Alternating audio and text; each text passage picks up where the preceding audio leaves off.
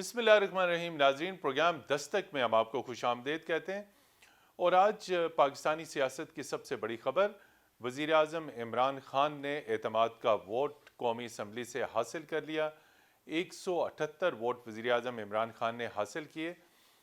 लेकिन हमें इसके साथ साथ ये देखना है कि आज मजमूई तौर पर इस्लामाबाद में सियासी मंजरनामे में क्या कुछ रहा। एक तरफ वज़ीर आज़म इमरान खान एतमाद का वोट हासिल कर रहे थे और एतमाद का वोट हासिल करने के बाद उन्होंने एक इंतहाई मुफस्सल तकरीर की, लेकिन दूसरी जानब हमें बाज़ इंतहाई दिलखराश मनाजर पार्लियामेंट हाउस के बाहर देखने को मिले, जिसमें PTI के कारकुनों ने अपोजिशन रहनुमाओं के साथ महाजराई की और उन पर हमला किया। इसके ऊपर भी हम बात करेंगे कि क्यों पाकिस्तानी सियासत में अदम बर्दाश्त बढ़ती जा रही है। और अगर हम आज के वज़ीर आज़म इमरान खान की जानिब से एतमाद का वोट हासिल करने की जो रेजोल्यूशन है, उस रेजोल्यूशन की बात करें तो आज पार्लियामेंट से अपोजिशन बिल्कुल गायब दिखाई दी। और उसके तनाज़र में जब वज़ीर आज़म ने एतमाद का वोट हासिल किया, एतमाद का वोट हासिल करने के बाद उनकी तकरीर, वो उनका लबो लहजा एक मरतबा फिर अपोजिशन के बारे में जारहाना था। इलेक्शन कमीशन के बारे में उन्होंने फिर जारहाना लबो लहजा अख्तियार किया। आइए देखते हैं कि वज़ीर आज़म ने आज इंतहाई अहम जो मौज़ूआत थे, अपोजिशन थी, इलेक्शन कमीशन था, सेनेट के इंतखाबात थे, इनके बारे में क्या कहा। मैं अपने पार्लियामेंटेरियंस, अपनी टीम का, मैं आपका शुक्रिया अदा इस तरह करता हूं कि मैंने जो आपकी कल शाम को जो आपके हालात देखे तो मुझे ये एहसास हुआ कि आप सबको बड़े दिल से तकलीफ़ थी कि जो हमारा वो सेनेट का ये इधर हफीज़ शेख के इलेक्शन में जब हारे हैं, तो मैं जो आप सबको देखा तो मुझे बड़ा अच्छा लगा। मुझे एक टीम आप में नज़र आई और इंशाअल्लाह ये हमारी टीम मजबूत होती जाएगी, क्योंकि देखें, अल्लाह कहता है कि मैं तुम्हारे ईमान को बार बार आजमाऊंगा। अल्लाह कुरान शरीफ में हमें कहता है। वो क्यों कहता है? वो आपके ईमान को आजमाता है मजबूत करने के लिए। जब आप एक मुश्किल वक्त से निकलते हैं, आप और मजबूत हो जाते हैं। तो मैं अपनी पार्टी को आज खराज तहसीन पेश करता हूँ। बड़े मुझे इंडिविजुअल MNAs का पता है कि उन्होंने कितनी कोशिश की यहाँ पहुँचने के लिए, आज इस वोट के लिए। तो मैं और मुझे कईयों की तबीयत भी ठीक नहीं थी, तो मैं आप सबका आज शुक्रिया अदा करता हूँ। जो ये सेनेट इलेक्शन हुआ है, मैं अपनी कौम को यहाँ, यानी मुझे शर्मिंदगी होती है स्पीकर साहब, सबके सामने। यानी हमें 1 महीने से पता था कि पैसा जमा किया जा रहा है इस सेनेट इलेक्शन में, और मुझे हैरत हुई कि इलेक्शन कमीशन कहता है कि जी ये तो पता नहीं कोई हम आज़ाद इंस्टीट्यूशन है, या मैं उनकी कोई आज़ादी के ऊपर ले रहा था, या जी बड़ा ज़बरदस्त इलेक्शन। अच्छा, कहते जी बड़ा अच्छा इलेक्शन करवाया है। ये मुझे और इससे तो मुझे और सदमा हुआ है कि अगर ये इलेक्शन अच्छा आपने करवाया है तो पता नहीं बुरा इलेक्शन क्या होता है। स्पीकर साहब, मैं आपको बताऊं, मुझे तकलीफ होती है देख के। जब मैं ये मगरबी मुल्कों में जाता हूं, स्कैंडिनेविया में, स्विट्जरलैंड में, आप वहां के अखलाकी स्टैंडर्ड्स देखें, उनकी मॉरल स्टैंडिंग्स देखें, शर्म आएगी आपको कि जो हमारे मुल्क में हो रहा है। और ये जो सेनेट का इलेक्शन हुआ है, आपको अफसोस होगा कि हम वो किसकी उम्मत हैं, हम किसकी उम्मत हैं, किसके नाम पे पाकिस्तान का मतलब क्या, ला इलाहा इल्लल्लाह, उस पे ये हमारा मुल्क बना था। और आज देखें, एक करप्ट आदमी, दुनिया में साबित किया हुआ करप्ट आदमी आसिफ जरदारी, दुनिया में उसके ऊपर लिखा हुआ है कि मिस्टर 10%, मजबून लिखे हुए हैं, फिल्में बनी हुई हैं उसके ऊपर। और उस मुल्क में लोग कहें जी एक जरदारी सब पे भारी, क्या कि वो रिश्वत देता है इसलिए सब पे भारी हो गया? क्या ये है हमारा मुल्क? जी नाजरीन, आपने वज़ीर आज़म इमरान खान की कौमी असम्बली में एतमाद का वोट हासिल करने के बाद तकरीर सुनी, और इसके साथ साथ आपने ये वो भी देखे, वो मनाजिर आपने देखे जो आज डी चौक में यानी पार्लियामेंट हाउस के बाहर हुए, जिस तरीके से सियासी कारकुनान पीटीआई के और पाकिस्तान मुस्लिम लीग के रहनुमा आपस में दस्तो गिरेबान थे, ये जो पिक्चर्स हैं, ये जो वीडियोस हैं, ये जो मनाजिर हैं, ये कोई अच्छे साइन नहीं है डेमोक्रेसी के। सियासत में, जमहूरियत में जो है वो एक दूसरे को बर्दाश्त करना पड़ता है। जीत हार जीत, कभी अदम एतमाद आती है, कभी एतमाद का वोट ले लिया जाता है, कभी एतमाद के वोट में शिकस्त भी हो जाती है। लेकिन आज जब उन्हें एतमाद के वोट में फ़तह हुई, लेकिन उसके बावजूद तशद्दुद से भरे हुए मनाजिर हमें बाहर देखने को मिले। यहाँ पर हम अपने पैनलिस्ट का तारुफ आपसे कराता चलूँ। हमारे साथ स्टूडियोज़ में मौजूद हैं सीनियर सियासी तज्ज़ियाकार और सहाफ़ी अजीम चौधरी साहब। उनके साथ तशरीफ़ रखते हैं सीनियर सहाफ़ी और तज्ज़ियाकार सीआर शमसी।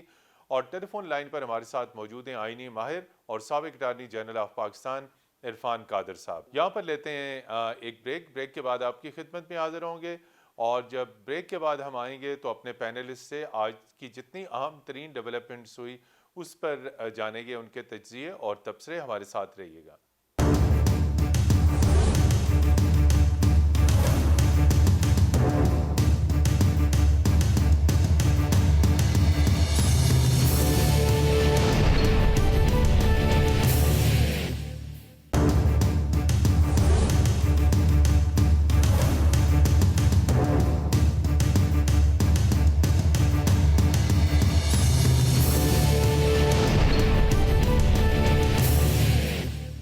जी नाज़रीन, प्रोग्राम दस्तक में एक मरतबा फिर खुश आमदेद। और आज हम बात कर रहे हैं जो कुछ तख्त इस्लामाबाद में हुआ। वज़ीर आज़म इमरान खान ने जिस तरीके से एतमाद का वोट हासिल किया, इरफान कादर साहब साबिक़ अटॉर्नी जनरल फरमा रहे थे कि सब कुछ आइन के ख़िलाफ़ हुआ।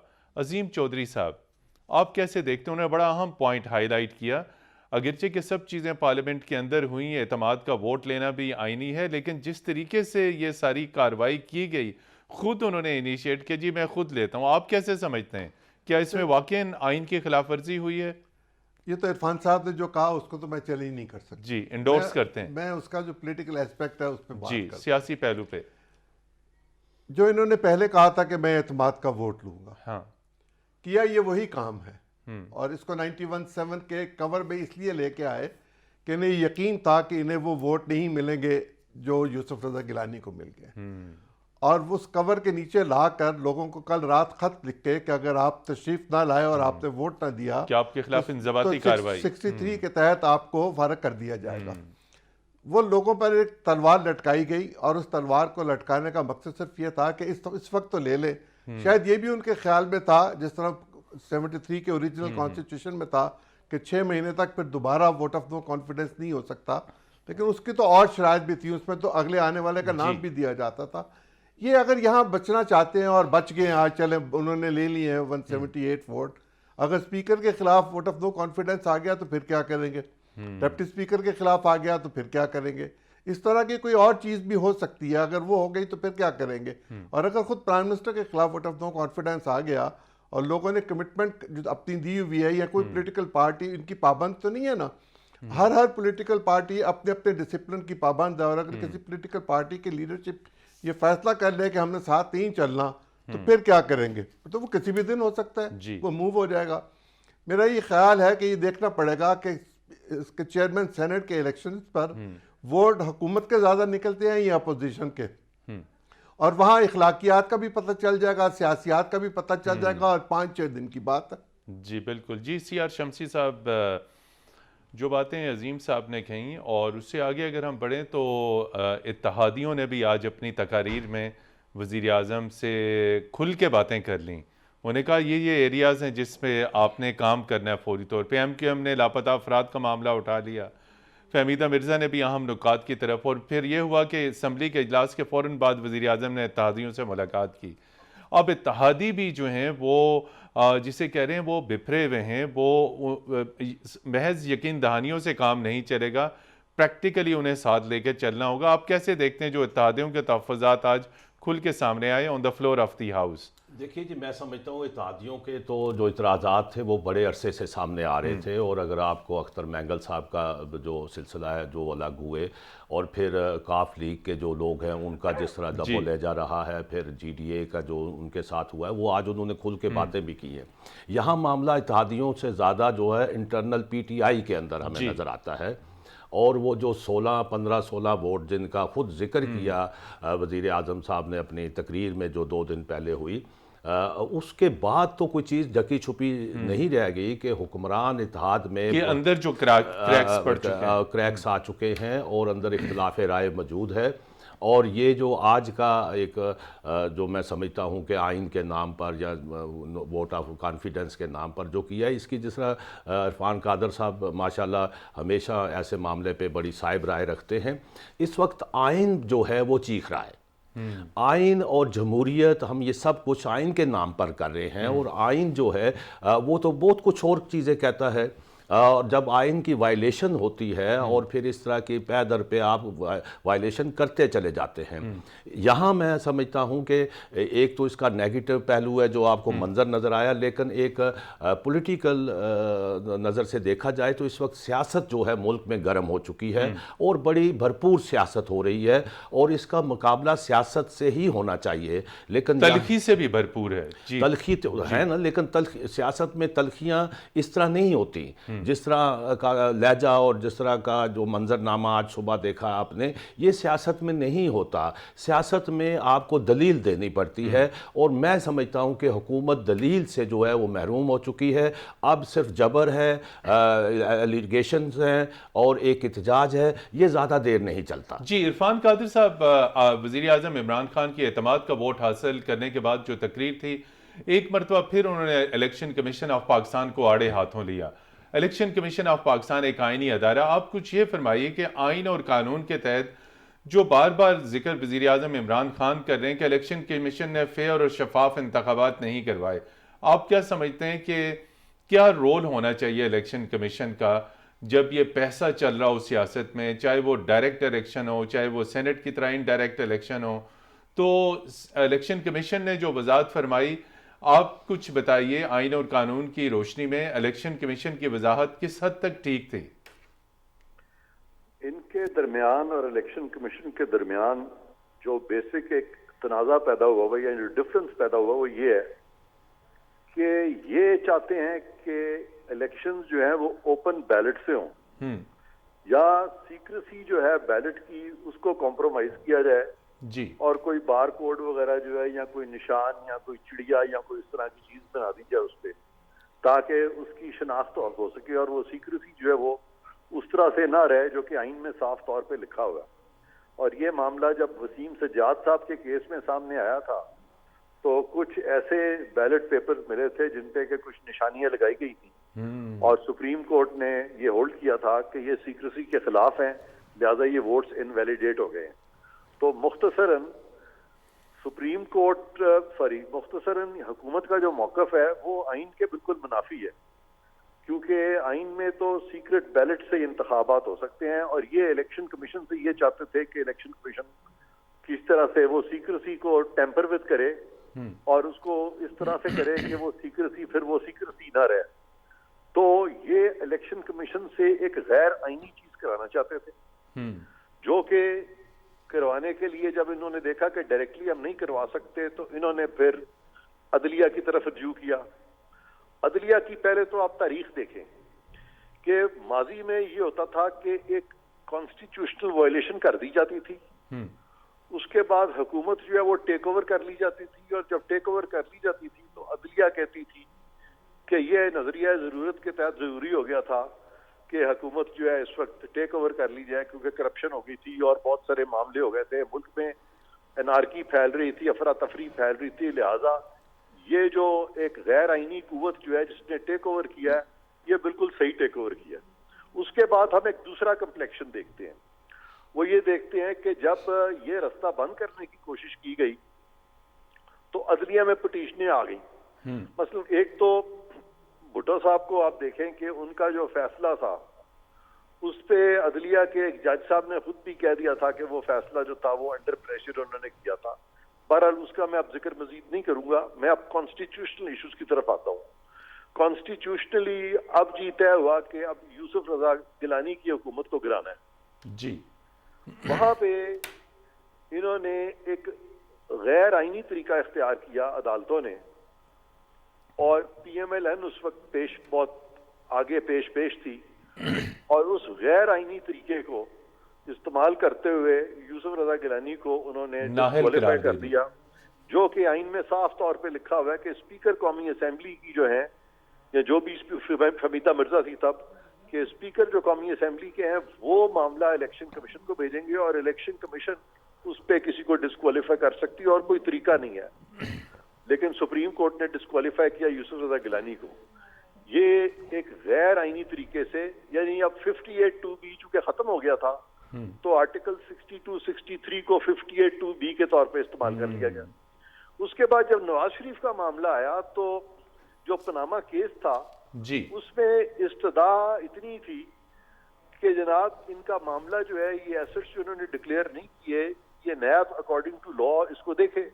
जी, वहां पे न सिर्फ ये कहा गया कि नैब रेफरेंस फाइल कर दे, जो कि कानून में नहीं लिखा हुआ, बल्कि उनको डिस्क्वालीफाई भी खुद ही सुप्रीम कोर्ट ने कर दिया।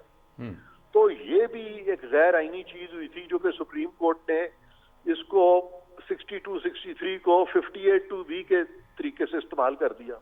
जी। अब जब ये हमारी जब हिस्ट्री है कॉन्स्टिट्यूशनल, तो इस दफा फिर ये कोशिश की गई, और काफी हद तक सुप्रीम कोर्ट भी इनके साथ थी, क्योंकि वो जो जजेस की ऑब्जर्वेशंस आ रही थी जो कि उन्होंने लिखी हुई, और उन्होंने ये केस का भी हवाला दे दिया कि सीक्रेसी जो है वो एब्सोल्यूट नहीं है, और वो 1967 का कोई न्यास केस है, जबकि 73 कॉन्स्टिट्यूशन वजूद में भी नहीं आई थी, और वो टोटली इररेलेवेंट केस पे रिलाय करते हुए ये सारी चीजें दे दी।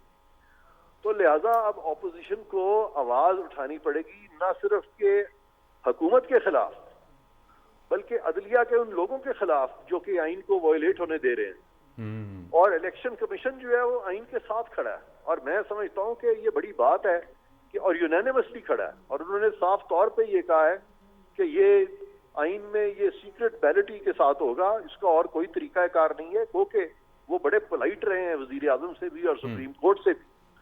लेकिन अब ये जो कोशिश हो रही है कि हम हुकूमत में आए और फिर हम आइन को वायलेट करें और हुकूमत को उसको किसी तरह से लंबा करें या उसके मुद्दत को बढ़ाएं, तो ये सारी चीजें जो है मैं समझता हूं कि ये नहीं होनी चाहिए अगर हमने आइन को फॉलो करना है। जी अजीम साहब, जिस तरह उन्होंने कहा कि हर चीज़ आइन के दायरे कार के अंदर, और इरफान कादर साहब ने कहा इलेक्शन कमीशन जो कुछ कर रहा है वो आइन के मुताबिक कर रहा है, और अब अपोजिशन पे रोल बनता है कि वो आइन के मुताबिक इन चीज़ों को, इन नुकात को, इन एतराज़ात को, इन वायलेशंस को उठाए। लेकिन अपोजिशन का तो अपना कुछ एजेंडा लग रहा है, तो आइन और कानून की तो बात बहुत दूर तक नज़र नहीं आती। आज हुकूमत की एक वजीर साहिबा ने तकरीर करते हुए ये कहा कि हमें इंतखाबी इस्लाहात की ज़रूरत है। जी, गोया हुकूमत के अंदर बैठे लोग भी ये महसूस कर रहे हैं कि इंतखाबी इस्लाहात होनी की चाहिए। ज़रूरत है। जी, और उसकी बैकग्राउंड में अगर ये देख लिया जाए कि पीर पगाड़ा के भाई सदरुद्दीन राशदी सेनेट का इलेक्शन हार गए, और सिंध से हारे, GDA के वहाँ लोग मौजूद हैं, PTI के लोग वहाँ मौजूद हैं, और वहाँ पर भी जो वोट बिके उनका भी हिसाब कर लिया जाए कि वो कहाँ गए, किसने लिए, क्यों लिए। लेकिन सादिक संजरानी का जो इंतखाब था उसको मैं कहाँ लेके जाऊँ, और अगर अब सादिक संजरानी जीत गया तो वो वोट कहाँ से आएंगे, उसका हिसाब दे देंगे, बहुत अच्छा करेंगे। मैं ये समझता हूँ कि इस्लाहात की गुंजाइश तो हमेशा होती है, जी, वो रहनी भी चाहिए और उस पर अमल भी होना चाहिए।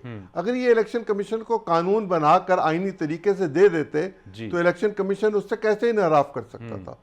अगर मैं काम अपना ना करूं और आपको कहूं आप मेरा काम कर दें, तो आपके पास तो ये इस्तेकाक नहीं है कि आप मेरा काम करें। आप अपना काम करेंगे, मैं अपना काम करूंगा। तो ये काम CR शमसी साहब क्यों उन्होंने इसमें ताखीर की कि इंतखाबी इस्लाहात थी, किसने रोका था? जी, मैं थोड़ी सी जो अभी इरफान कादर साहब ने बड़ी अहम बात की है कि एक तवील अरसे के बाद हम देखते हैं कि अदारे जो हैं वो अब बाहर आ रहे हैं, जो नज़रिया ज़रूरत की गर्द रही है माजी में। इलेक्शन कमीशन के बारे में हमेशा हमारी नेगेटिव राय रही है, मैं खुद उसके बारे में लिखता रहा हूँ। पहली बार इलेक्शन कमीशन ने आइन को फॉलो किया है जी। और जब कोई अदारा आइन को फॉलो करता है तो उसका एहतराम किया जाना चाहिए। और दूसरा, जिस तरह अभी बिल्कुल दुरुस्त बात है कि शारा दस्तूर पर जो आज़ाद अदलिया थी, जिसके लिए हमने खुद डंडे खाए, बहुत जद्दोजहद की। और पहला डंडा मैंने खाया, लेकिन वो किसी फ़र्द के लिए नहीं था, उस मनसब के लिए था। लेकिन वहाँ जो आज तक हो रहा है, और जिस तरह भी वहाँ खुद एक सीनियर जज जो है जस्टिस काजी फायज़ ईसा जिस तरह खुद फरियादी हैं अपने इंसाफ के लिए, और इस बहस को जो 1 महीना तक खींचा गया वो बिल्कुल बिला जवाज़ था। आइन बिल्कुल ओपन था। और फिर जो फैसला भी किया, जो रज़ा रब्बानी साहब और बैरिस्टर सलाउद्दीन ने जो गुफ्तगू की, उसके बाद वो मजबूरन उनको ये करना पड़ा, लेकिन साथ जो फिर एक और लगा दी कि इस पे निशान लगाएं। तो मैं समझता हूँ कि अभी तक हमारी आज़ाद अदलिया जो है, बज़ाहिर आज़ाद है, वो अभी तक कहीं ना कहीं वो साए उन पर मंडलाते रहते हैं। और आज अच्छी बात ये हुई है कि तमाम चेहरे एक्सपोज हो रहे हैं। जी, चेहरे एक्सपोज हो रहे हैं। इस नुक्ते पे गुफ्तगू का सिलसिला जारी रखेंगे। यहाँ पर लेते हैं एक मुख्तसर ब्रेक। ब्रेक के बाद आपकी खिदमत में फिर हाजिर होंगे, हमारे साथ रहिएगा।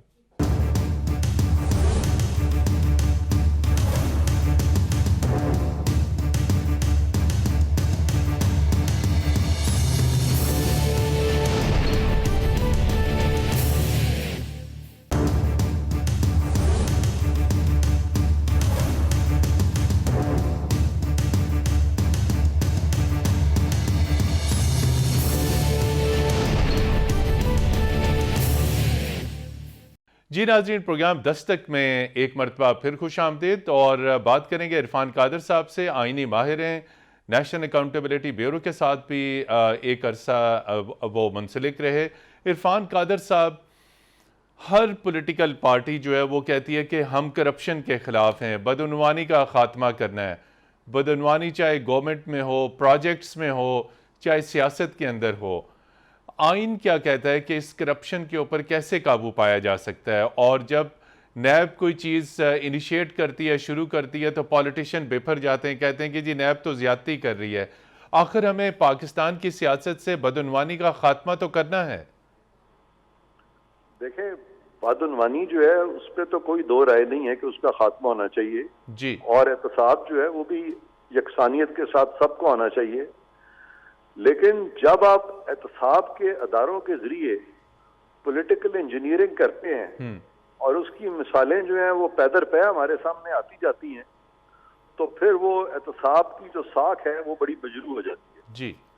अभी रिसेंटली कुछ केसेस आए जहां पे कि एक केस सुप्रीम कोर्ट ने भी उठाया और जस्टिस मकबूल बाकर का बड़ा मशहूर फैसला, जिसमें उन्होंने बड़े दो टोक अंदाज में बताया कि किस तरह से आप नैब में इंक्वायरीज इनिशिएट करेंगे, किस तरह से इन्वेस्टिगेशन इनिशिएट करेंगे, किस तरह से मामला रेफरेंस में जाएगा।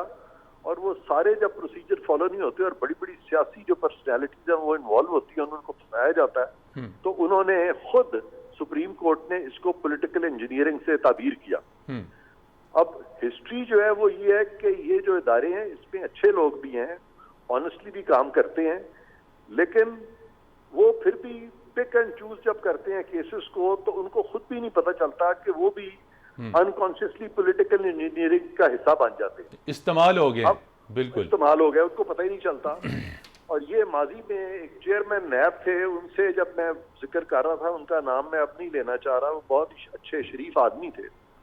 तो हम चीन के दौरे पे थे, मैं और वो, और 2-3 रोज अब इकट्ठे वहाँ कॉन्फ्रेंसेस भी अटेंड करते रहे, कुछ थोड़ी बहुत हमने चीन भी देखा।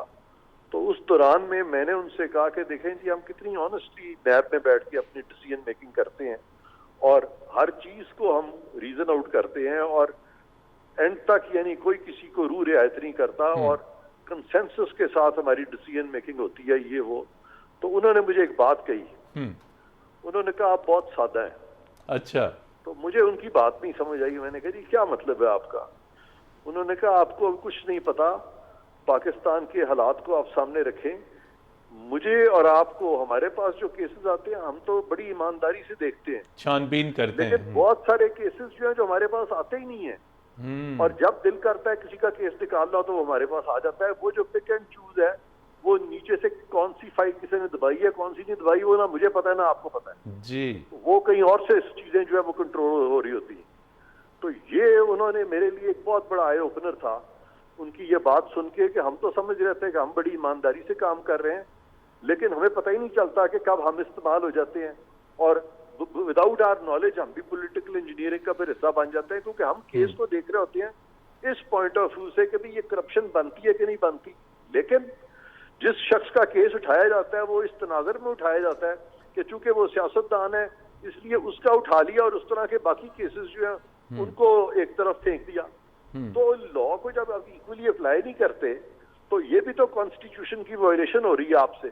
जी तो इस तरह की बहुत सारी मिसालें जो है हमारे एहतसाब में है। मैं समझता हूँ कि जिस तरह अदालतें हैं, जिस तरह बाकी इदारे हैं, उनका सबका खुद एहतसाबी है। जी सियासतदान और ब्यूरोक्रेट्स जो है इनकी खुद एहतसाबी नहीं है। अच्छा, सियासतदान जो है जो कि लोग इलेक्ट होके आते हैं, उनकी जो एहतसाब है वो लोग करते हैं जो कि अनइलेक्टेड है। ये भी एक बहुत बड़ी यहाँ पे एक अबनॉर्मेलिटी है। तो ये इस तरीके का एहतसाब जो है मैं समझता हूँ सबसे जरूरी चीज पाकिस्तान में जो होने वाली है वो है नेशनल रिकंसिलिएशन। और ये जो एनआरओ आया था जनरल मुशर्रफ का, मेरी एक मीटिंग हुई थी जनरल मुशर्रफ से, उसके बाद जब ये एनआरओ वगैरह स्ट्राइक डाउन हो गया था, तो मैंने जनरल मुशर्रफ को कहा कि ये एक अच्छी चीज थी। तो जनरल मुशर्रफ कहने लगा कि नहीं ये मेरी गलती थी। मैंने कहा आपकी गलती नहीं थी, उसकी वजह ये है कि अक्सर केस जो है वो सियासी बुनियादों पे लोगों के खिलाफ बनाए गए और बेगुनाह लोगों को यहाँ पे अरेस्ट किया गया। तो जनरल मुशर्रफ को भी इसका इदराक उस वक्त नहीं था। आज भी मैं समझता हूँ कि नेशनल रिकंसिलिएशन की जरूरत है। आज भी मैं समझता हूँ दूध से धुला हुआ कोई नहीं है। और आज भी मैं समझता हूँ कि इनको आपस में एक रिकंसिलिएशन इस तरह से करनी चाहिए कि जिन लोगों के पास हद से ज्यादा असासे हैं उनको कहा जाए कि यार आप 2/3 अपने दे दें, 1/3 आप रखें ताकि आप डिसेंट जिंदगी गुजार सकें, और बाकी स्टेट के हवाले कर दें। जी अजीम चौधरी साहब बड़ी बात की उन्होंने कि जो है वो नेशनल रिकंसिलिएशन होनी चाहिए। कौमी मफाहमत की हम पहले भी बात चुके हैं। वक्त बहुत कम है, दो पहलुओं पर रोशनी डाली है। कौमी मफाहमत कैसे मुमकिन है और सियासत में रवादारी और इखलाकी इक़दार का आज बार बार वज़ीर आज़म इमरान खान ने जिक्र किया, लेकिन ये इखलाकी रवादारी हमें किसी पार्टी में नजर नहीं आ रही। देखिए, इखलाकियात का जनाजा उठ चुका है पाकिस्तान की सियासत से जी, और सब ने मिल के उठा दिया हुआ। इज्जत बचाना मुश्किल हो चुका है और बेगौरो कफन इखलाकियात पड़ी है। अब इसको कौन उठाएगा और कौन दफन करेगा ये मुझे नहीं पता, या कौन इसको जिंदगी देगा मैं नहीं जानता। बज़ाहिर अब बहुत नामुमकिन नजर आ रहा है। और दूसरा मामला ये रह गया कि मफाहमत की तो गुंजाइश हुकूमत ने पैदा करनी है, वो जब जी चाहे कर ले। जी CR शमसी साहब, देखिए अजीम भाई ने तो बहुत बड़ी बात कर दी, लेकिन मैं समझता हूँ कि नामुमकिन कोई चीज़ नहीं होती। और इसमें सियासतदान जो होते हैं, अगर जो जेन्युइन सियासतदान होते हैं वो कोई ऊपर से उतरे हुए तो ये नहीं कर सकते। जो लोग ज़मीन से उगते हैं, जिनके साथ आवाम होती है और जो एक सच्ची सियासत होती है, उसको अपनाकर आप आगे बढ़ सकते हैं। और आज मैं समझता हूँ कि वज़ीर आज़म पाकिस्तान के पास ये मौका है कि वो अपनी अना से अपना लबो लहजा तब्दील करें, अपोजिशन के साथ बैठें, वर्किंग रिलेशनशिप करें और कानून साजी करें। और जो इस्लाहात की बात कर रहे हैं, अगर संजीदा हैं, अगर तो उन्होंने इस तरह ही वक्त गुजारना है। लेकिन इसमें आखिरी बात मैं ये अर्ज़ कर दूं कि ये जितना भी यहाँ दारुल हुकूमत में खेल हो रहा है, इसका आम आदमी से कोई ताल्लुक नहीं है। आम आदमी इस वक्त शदीद परेशान है, बेरोज़गारी है, जहालत है, भूख है। और वो उस पर आप ये कि आज उन्होंने कहा कि मैं भूख ख़त्म करने के कोई कैंप लगाऊंगा, इस तरह भूख ख़त्म नहीं होती। लोगों को मायूस ना करें। लोग इस वक्त सख्त मायूस हैं और इस वक्त पाकिस्तान जिस तरह घिरा हुआ है मसाइल में, उसको मिलकर ही निकाला जा सकता है। और अखलाकियात ये होती है कि पहले मैं आपसे अखलाक से बात करूँ, जिस तरह मैं बात करूँगा उसका जवाब भी उसी तरह आएगा। अजीम चौधरी साहब, सियासत पे और पॉलिटिकल रिपोर्टिंग आपने कई दिहाइयों तक की, और 1973 के कॉन्स्टिट्यूशन के बाद ऐवान बाला की तश्कील हुई। तो हमेशा ये कहा जाता था कि सेनेट है, ऐवान बाला है, मुदब्बराना सोच होगी, कोई उसमें क्रिएटिविटी होगी असम्बली से हट के, लेकिन सेनेट दागदार हो गया। अब सेनेट के इलेक्शन भी आने वाले हैं, तो ईवान बाला दागदार हो गया। देखिए, जो फादर ऑफ द कॉन्स्टिट्यूशन हैं, उन्होंने ये कादर के लिए नहीं बनाया था सेनेट, उन्होंने इंटेलिजेंसिया के लिए कहा था कि सूबों से इंटेलिजेंसिया यहाँ जी, आएगा, इंटेलिजेंसिया आएगा, और बेहतरीन ब्रेन आएगा जी, और वो आके तमाम चीज़ों को बैलेंस करेगा, हुकूमत को भी तरीके से रखेगा और अपोजिशन के मामलात को भी संभाल कर रखेगा, और पाकिस्तान में विजडम जो है वो प्रवेल करेगा। जी। लेकिन अब तो मैं ये देख रहा हूँ कि प्राइम मिनिस्टर असिस्टेंट कमिश्नर का काम भी खुद करना चाहते हैं। वो कहते हैं सबसे बड़ा मसला इस वक्त महंगाई है और मैं उस पर तवज्जो दे रहा हूँ। ये असिस्टेंट कमिश्नर के करने का काम है, ये डिप्टी कमिश्नर के करने का काम है, ये इलाका मजिस्ट्रेट के करने का काम है। ये चुकंदर तो बाहर से नहीं आता ना, हरी मिर्च तो बाहर से नहीं आती, टमाटर तो बाहर से नहीं आता, ये तो यहीं पैदा होता है, यहीं बिकता है। तो इस तरीका कार को ठीक करें और जिन लोगों का काम है उनको करने दें। आपका काम मुल्क चलाना है, आप उसको चलाएं। जी बिल्कुल। जी, सेनेट दागदार नहीं हुई, अफराद दागदार हुए हैं और उनको देखना चाहिए अपने दामन के दाग। जी बिल्कुल नाज़रीन, आज प्रोग्राम के अख्तिताम में हम ये कहते हैं कि यकीनी तौर पे पाकिस्तान की सियासत में कौमी मुफाहमत की अशहद ज़रूरत है और सब्र, तहम्मुल, बर्दाश्त। हमारी सियासत के अंदर इन रवैयों को प्रमोट करने की ज़रूरत है। अगर ये चीज़ें प्रमोट ना हुई तो सियासत के अंदर तलखी रहेगी। जब तलखी रहेगी तो अवामी फलाह बहबूद के जो काम हैं हुकूमत को, वो उनको सर अंजाम देने में मुश्किलात होंगी। अजीम चौधरी साहब, CR शमसी साहब और साबिक अटॉर्नी जनरल इरफान कादर साहब, आप तीनों हजरात का बहुत शुक्रिया। प्रोग्राम 10 तक की टीम को कल तक के लिए इजाज़त दीजिए। खुदा हाफिज़।